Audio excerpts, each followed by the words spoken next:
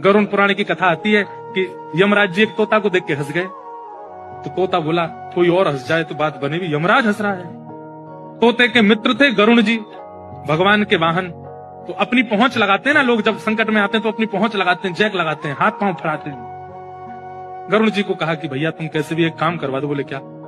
ये यमराज जी मुझे देख के हंस गए हैं, मुझे लग रहा है अब मेरे जीवन के दिन 4 बचे हैं।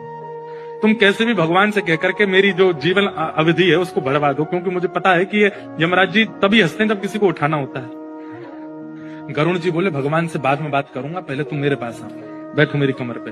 गरुड़ जी उड़ा करके उनको 7 समुद्र पार एक गुफा में ले गए और वहां भीतर ले जाकर के छोड़ दिया। बोले यहाँ रहो, यहाँ कोई नहीं आएगा, और ये 2-4-10 दिन यहीं बैठे रहना, सब ठीक हो जाएगा अपने आप। और मैं जाके भगवान, मैं यमराज जी से बात करता हूँ, भगवान को छोटे काम के लिए क्यों बोलना, मेरी पहुंच तो सब जगह है। मैं भी रसातल में जाके यमराज जी से कहता हूँ तुझको नहीं लेके जाएंगे, ठीक है? तोता बड़ा खुश हुआ, बहुत बढ़िया है, मैं यहीं रह लूंगा 4-5 दिन। यमराज जी के पास गए सीधे गरुड़ जी। गरुड़ जी तो भगवान के वाहन है, सब खड़े होते हैं, उनको देख के यमराज जी बोले आइए आइए। कैसे आए?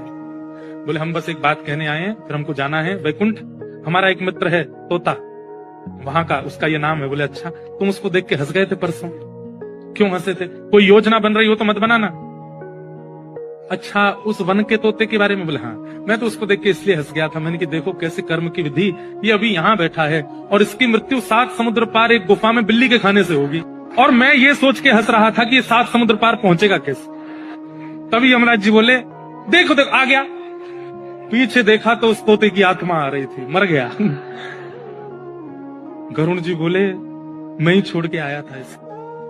आप कौन से जन्म का अब भोग रहे हो आपको नहीं पता है भैया, वो नहीं टल सकती है। इसलिए प्रसन्न रहो, नाम जपो, कथा सुनो, खूब आनंद से रहो।